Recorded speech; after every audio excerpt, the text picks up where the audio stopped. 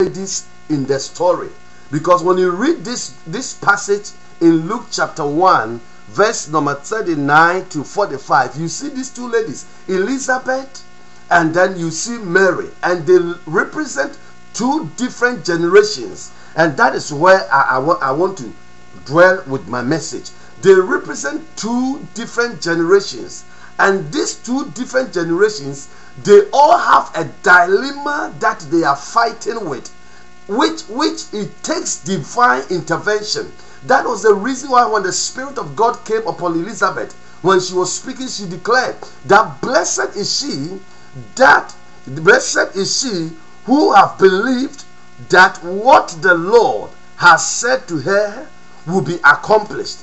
The reason she was saying that blessed is she, blessed is any man, blessed is any woman, blessed is any boy, any girl, any lady, any young man who has believed that what God has said concerning her will be accomplished. She was saying it because these two ladies, they are in a dilemma, they are in a confusion, they are in an unbelieving state. And it takes faith, it takes dependence on what God has said for them to see the manifestation they were holding on to. Now, let me give you the first generation. The first generation was the generation of Elizabeth. Now, the Elizabeth generation, when you read Luke chapter number 1, verse number, Luke chapter 1, verse number 3, all the way down, it talks about Elizabeth and the husband. And when you read, Bible says that the husband is called Zachariah, and Zachariah belonged to the priestly division of Abijah, and his wife Elizabeth was also the descendant of Aaron. Now when you read verse number 6, it said that both of them were upright in the sight of God, observing all the Lord's commandments and regulations blamelessly. But they had no children. That is where I want you to take note. That is the problem of that generation. Bible said, but they had no children because Elizabeth was barren, and they were both well along in years. That in simple English, it means they were both old in age. So this is the first generation. This is the number one generation I'm talking about. The generation of Elizabeth are the generation of people. Bible says the husband Zachariah was a priest, which means he was somebody who was always in the temple, worshiping, serving God, helping people, doing everything a righteous man would do. And the wife too, Bible says, was the descendant of Aaron. So Aaron was the high priest, the first high priest in Israel. And Elizabeth was the descendant of Aaron. And Bible says the two of them, the couple, was walking before God blamelessly.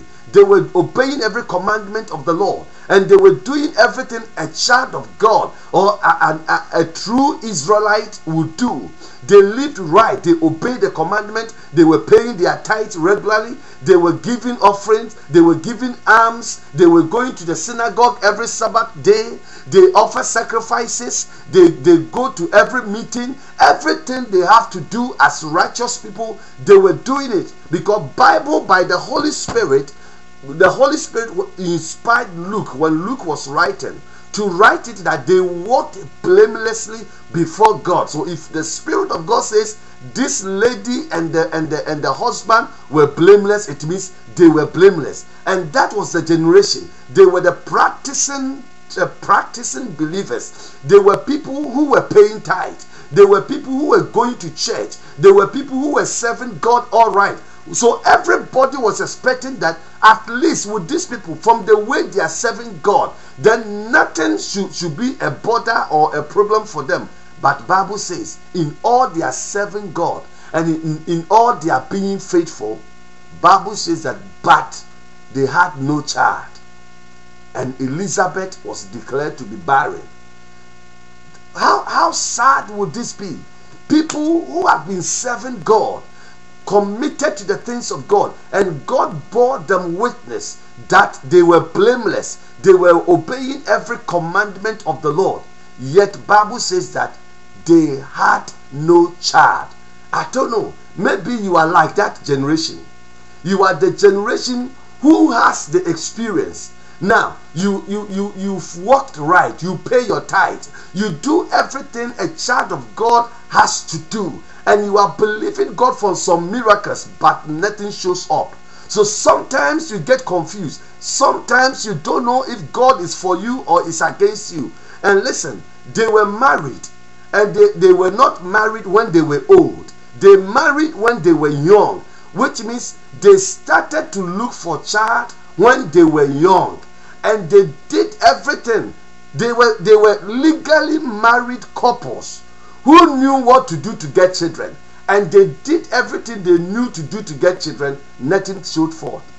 So it was not the fault of their own because they were maybe somebody will say, oh, because you people were not legally married. No, this couple were legally married. Everybody approves of them, yet nothing was showing forth. And somebody might say, oh, maybe you are not serving God right. No, Bible says that they were serving God blamelessly. Now tell me, what I thought is the mistake now? Maybe that is how you find yourself.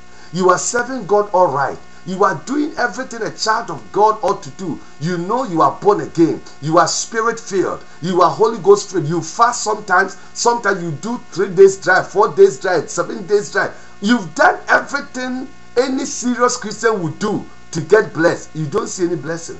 So sometimes people begin to mock you. They make fun of you. They look at you and they will tell you, you are wasting your time. What about all this churchianity and all this church game? Forget about it.